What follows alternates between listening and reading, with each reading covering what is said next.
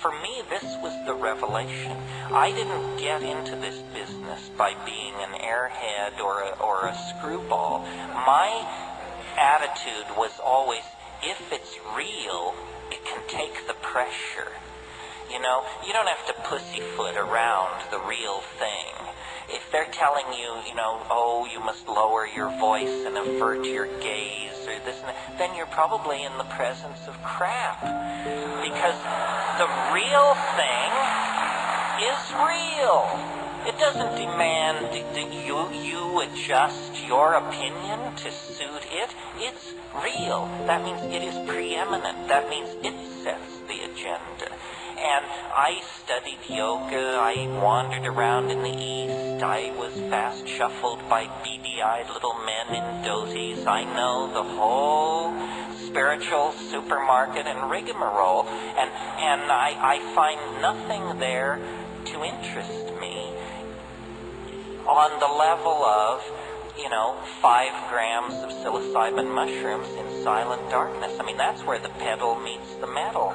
That's where the rubber meets the road. And the inspiration for me to get up and talk to an audience like this simply comes from the fact that I cannot believe that this could be kept under wraps the way it has.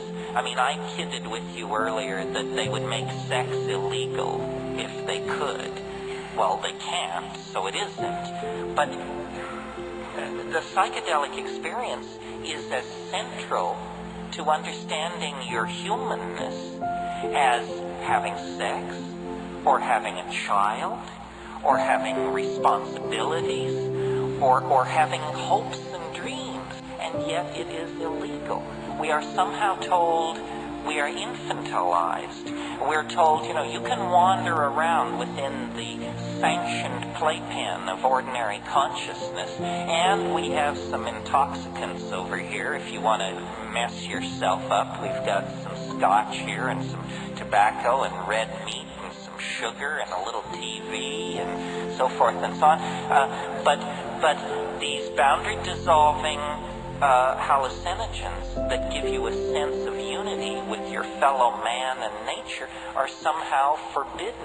This is an outrage. It's a sign of cultural immaturity, and the fact that we tolerate it is a sign that we are living in a society as oppressed as any society in the past. My thing is not about my opinion or what I saw in Africa or anything like that. This is, get it straight, this is about an experience, not my experience, your experience. It's about an experience which you have, like getting laid or like going to Africa. You must do the experience. Otherwise, it's just whistling past the graveyard. And we're not talking about something like being born again or meeting the flying saucers or something like that where good works and prayer are the method. No, if you take a sufficient dose of an active compound, it will deliver itself to you on the money. If it doesn't work, take more. Nobody is in a position to dismiss this just because it didn't work for them on 1 or 2 tries. This is an art. It's an art. It's something you coax into existence. I mean, you have to learn to make love. You have to learn to speak English. Anything worth doing is an art that is acquired. This is part of our birthright, perhaps the most important part of our birthright. These substances will deliver. It is the confoundment of psychology and science generally, and that's why it's so touchy for cultural institutions. But you are not a cultural institution. You are a free and independent human being. And these things have your name written on them in big gold letters. I think that we are caged by our cultural programming, and that this is the most powerful imprisoning factor in our lives. That if we could train ourselves simply to remember our dreams, psychedelics would become obsolete.